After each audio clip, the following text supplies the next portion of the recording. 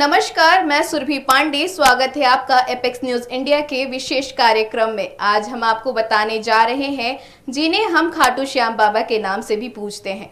कार्तिक पक्ष की एकादशी जिसे देव उठानी एकादशी भी कहते हैं, इस दिन को खाटू श्याम बाबा के जन्मदिन के तौर पर मनाया जाता है। तो आइए जानते हैं खाटू श्याम बाबा के बारे में। पर क्या आप जानते हैं कि खाटू श्याम बाबा असल में कौन थे और श्याम के नाम से क्यों प्रसिद्ध थे?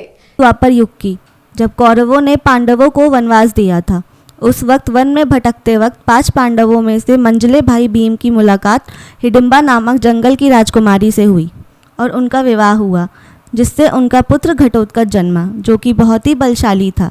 और घटोत्कच का विवाह राक्षस कुल की राजकुमारी मोरवी से हुआ, जिससे उनको बर्बरीक नामक पुत्र हुआ। बर्बरीक महाबली भीम का वंशज था और वह अपने पिता और दादा की तरह ही बलशाली और बुद्धिमान था। कहा जाता है, नवदुर्गा की उपासना करके बर्बरीक ने 3 बाण प्राप्त किए थे, इसलिए उन्हें 3 बाण वाला भी कहते हैं। और ब्रह्मदेव के आशीर्वाद के रूप में उन्हें धनुष प्राप्त हुआ था। कहानी ऐसी है कि जब बर्बरीक को महाभारत के युद्ध के बारे में पता चला तो उसने इस युद्ध में सम्मिलित होने की इच्छा जताई और अपनी माँ से आज्ञा ली, पर उसकी माँ ने उसे ये कहा कि युद्ध में वो हारे हुए पक्ष की तरफ से लड़ेगा। माँ से आज्ञा लेकर जब वो युद्ध भूमि की ओर चला तो उसे श्री कृष्ण मिले और कृष्णा ने कहा कि तुम सिर्फ ये 3 बाण लेकर युद्ध करोगे। तो बर्बरीक ने उन्हें जवाब में बताया कि ये साधारण तीर नहीं है, ये तीर एक बार में पूरा ब्रह्मांड भेद सकते हैं। कृष्ण बर्बरीक को छलने के लिए ब्राह्मण रूप में उसके पास आए थे। तब कृष्ण ने आजमाने के लिए उससे कहा कि जिस पेड़ की छांव में हम खड़े हैं, इसके सारे पत्ते भेदो।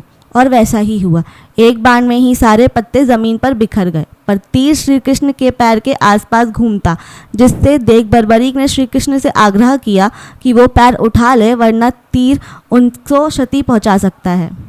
श्री कृष्ण उसकी वीरता को समझ गए और उससे पूछा कि तुम किस पक्ष की तरफ से लड़ोगे। बर्बरीक माँ की आज्ञा का पालन करते हुए कहा कि हारे हुए पक्ष की तरफ से, जो कि कौरव थे।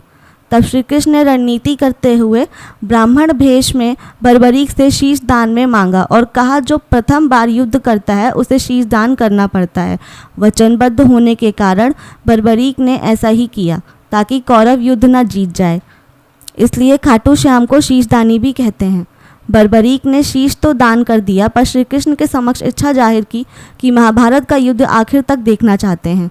पर श्री कृष्ण ने उसका शीश एक पर्वत की चोटी पर रख दिया। श्री कृष्ण वीर बर्बरीक के महान बलिदान से काफ़ी प्रसन्न हुए और वरदान दिया कि कलयुग में तुम श्याम नाम से जाने जाओगे।